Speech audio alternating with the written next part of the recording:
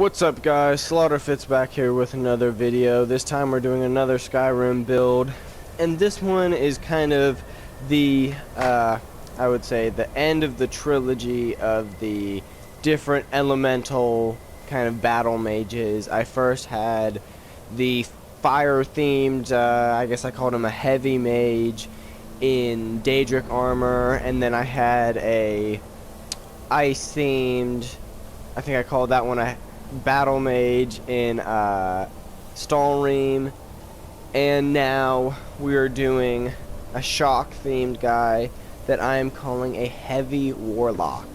You know, different ways of specifying on them. And so just how the two previous builds were slightly different from each other and weren't just elemental carbon copies, this one is slightly different as well. The first one was more of a balancing between weaponry and magic. I had a mace in one hand and would shoot fireballs in the other, so kind of, yeah, balance between the two. Then the second one was more heavy on the, I guess, heavy tank side, and with a light magical element to it. Kind of almost barely a mage. I would almost not consider him a mage now that I look back on it. And I would say this guy is leaning the other way. You might notice he is in Ebony, which is good armor, but not as good as Skyrim or Daedric. And the reason for that is this guy is more leaning towards the magical side. He's definitely still a heavy in some ways, and like has heavy armor and heavy aspects to him, but the fighting is more that of a mage. So yeah, let's get into it, and y'all will see what I mean. So this guy's skills are Conjuration and Destruction, with some light one-handed thrown in there. So as you can see, we're in Ebony, all Ebony, and so heavy Ebony armor, when all the way upgraded, has an armor rating of 223, which is pretty good. And then I've enchanted this one, so Conjuration spells cost 28% less to cast, and Destruction spells cost 28% less to cast as well. And then my boots have an armor rating of 93, which is also pretty good. One-handed attacks do 45% more damage, increases shock resistance by 52. So the idea behind this guy is that, like, I conjure things and I can light you up with magic, but if you somehow get to me through all that magic, I still have heavy armor and weapons, a one-handed weapon that I can do you pretty dirty with. And so I'm never really, like, this guy doesn't really have a weakness. That's why I think this guy's kind of the best out of the 3 builds I've made so far, even though he has slightly worse armor. Ebony Gauntlets increases your magicka by 62 points. One-handed attacks do 40% more damage. Both of those are very good enchantments. Armor rating of 93. Gold Jewel Necklace. Destruction spells cost 28% less to cast. Conjuration spells cost 28% less to cast. You just want to make magicka just cost as little as possible. I mean, spells that increase magicka, like increase your magicka, are good, but I just think when I really notice the difference is when I stock up on these cost less to cast spells. Then those, like, actually it costs like nothing for me to cast it. And so this one has the same. Conjuration and Destruction cost 28% less to cast. And then for the headpiece, I did Zakrisos, which is a Dragonborn Dragon Priest mask. Increases shock resistance by 50% and shock spell damage by 25%. So I've also done these 2 other Dragonborn Dragon Priest masks for my other 2 builds like this, and that's because it increases the spell type's damage, which is actually really good in an enchantment you don't see much. I don't know if I mentioned this, but armor rating of 118. And yes, if you can't tell, this guy is a Breton, and you want to be a Breton because of the magic resistance. And as you noticed, I had a shock resistance on my boots, so I'm very resistant to magicka and shock. And then the Breton ability is Dragon Skin, absorb 50% of the magicka from hostile enemies for 60 seconds.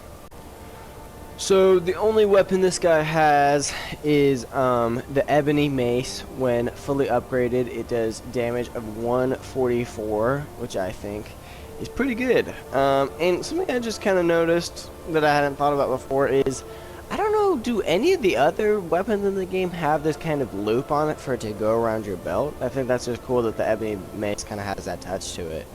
Because it does kind of make sense that you need something like that to actually put it around your waist.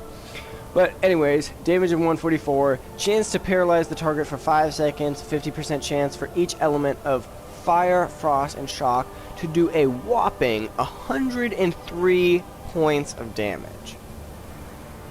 Okay, so this is what is so good about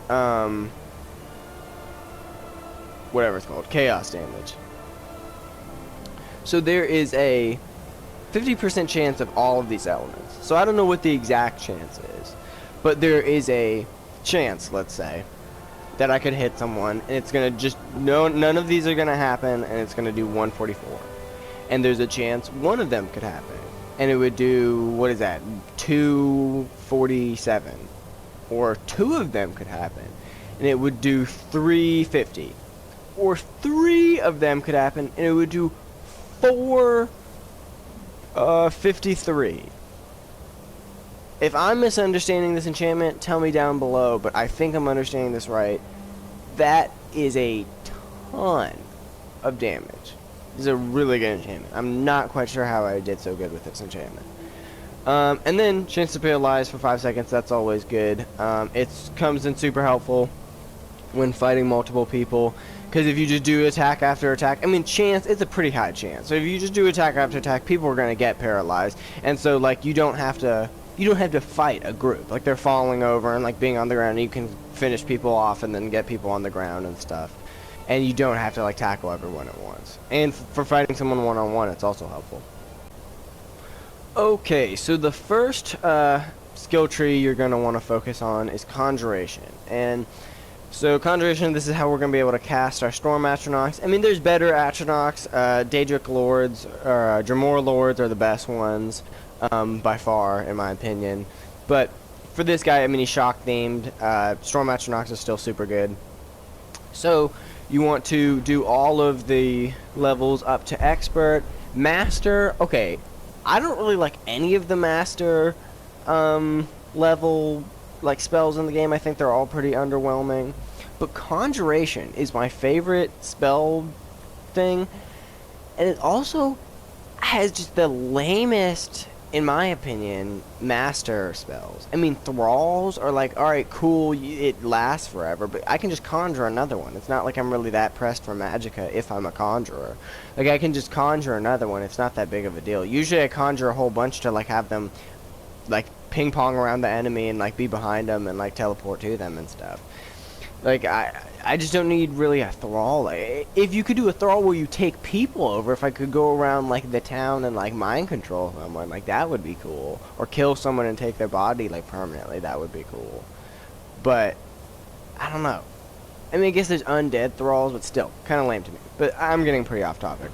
So yeah, you want to do these, and then the all of these. I mean, summon them farther away. Like, I don't really give a fuck about that, to be honest. Double duration is helpful. This is super good. This is what you want, so you can have 2 of them at the same time. These are for undead. Necromancy is also kind of underwhelming to me. Dual casting, not really much of a purpose to that. Bound weapons. I like bound weapons. I have a guy that uses bound weapons, but not on this build, so you don't need it for this build. So the second skill tree you want to focus on, and honestly you might want to do this one first, is Destruction. And so obviously you want to go through expert level Destruction, and then on top of that you would want to get dual casting and then Impact, which makes dual casting stagger enemies. And then you just want to pick your element type. I mean, Shock is the best in my opinion, but the other ones are good too, and you can pick whichever one you want. But so then you get the augmented version, which makes it do more damage, and then you get the like ending thing. For shock, I would say it's more of just like a finishing move. It's kind of cool looking. I mean, it kind of insta kills targets that are on low health, which is cool, but it's more of just like a finishing move. The freeze one is the best one in my opinion, and the fire one is super annoying because people fleeing is just like annoying, and I don't know why people would ever want to like have to chase after someone.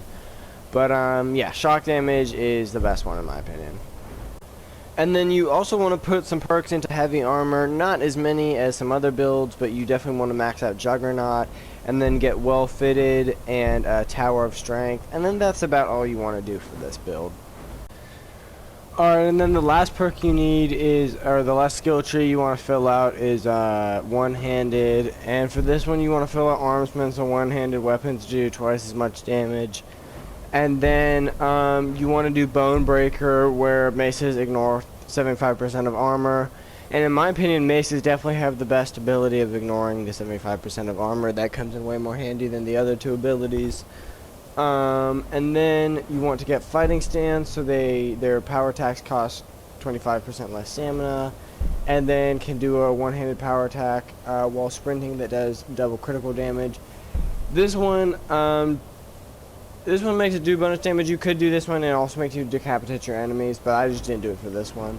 And then backwards power attacks has a 25% chance to paralyze the target. So yeah, that's all the skill trees you need to fill out for this guy.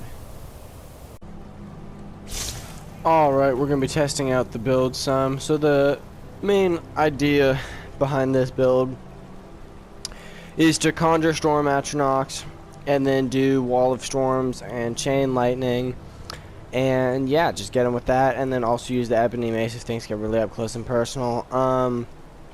Earlier I was having a weird glitch where even though I have the perk where I can conjure 2 Atronachs, it wasn't letting me for some reason. We can see if that's still happening right now, but that might be happening. And yeah, so if you don't know what Wall of Storms is, some people don't know what it is. It's like basically just like a way better version of Sparks. In all the Wall of whatever, like Wall of Flames, Wall of Frost, Wall of Storms, they're all just kind of like upgraded versions of like the, you know, like the Flames and Spark spells. And basically what that means is they kind of do a similar like flamethrower type effect, but then they also, where they hit the ground, they like do damage like if people step on where they hit. So they're basically just an upgraded version of that. So yeah, let's get into it. So let's see if I can find it. Yeah, so so yeah, these guys are pretty tough, and then you can see how they do some sort of lightning attack. And then as you can see, this does quite a bit of damage. And I can do the chain lightning. And as you can see, this is like this takes like no magic of it. And so I'm messing up pretty good right now.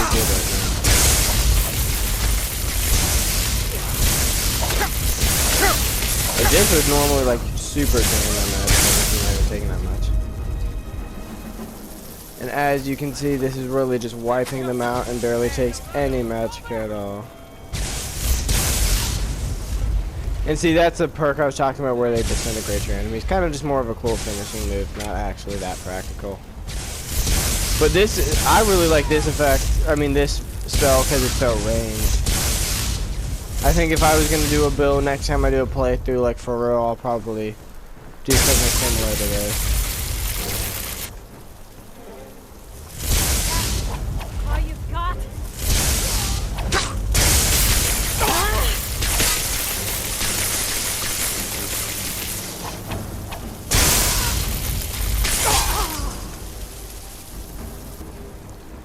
So yeah, as you can see, this spell is just super good because you just do it around the area, it just makes the whole area just like inhospitable. I mean, if they're over here at all, they're taking a ton of damage. I believe it is 50 points per second. So they're taking 50 points per second, and then I'm zapping them with 75 points. So yeah, doing a ton of damage, and I have 2 of these guys with me. So Destruction and Conjuration, when paired up with each other, are just a super lethal duo.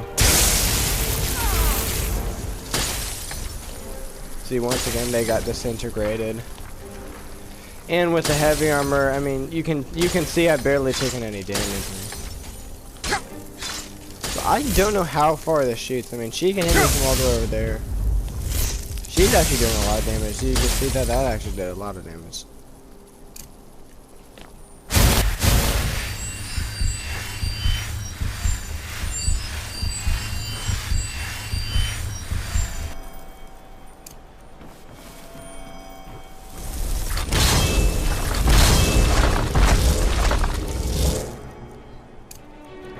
So, on this person, I can probably test out the mace.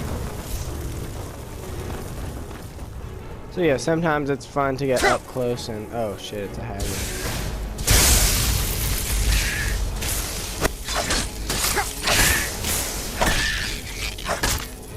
So yeah, as you can see, if anyone is somehow too strong for my magic, the mace will definitely take them out. So yeah, this build doesn't really have a weakness. I would say this is one of the better builds I've ever made. In terms of like funness, I would rate it honestly like an 8 out of 10, and then in terms of like effectiveness, like a 9 or a 10 out of 10. It's actually like a really good build, and it's like a ton of fun. Like some builds are like good but kind of repetitive, but this one is, I mean, there's a lot of different ways you can get people. There's like 2 different kind of types of spells. There's the mace and there's Conjuration. Holy crap. You gotta be good. I'm gonna let my people take care of that real quick.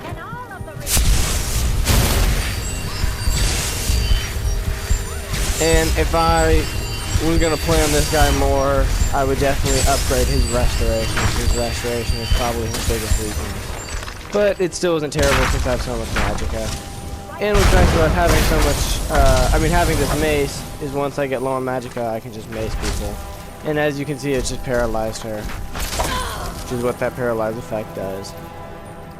So yeah. And then you can see both of these guys made it through the fight. These guys are pretty tough. So yeah, that's going to do it for this video. Thanks for watching, guys. Let me know what you think of the build down in the comments. I'm probably going to do some more mage type guys like this in the future. So yeah, let me know. Alright, I'll see you all in the next one.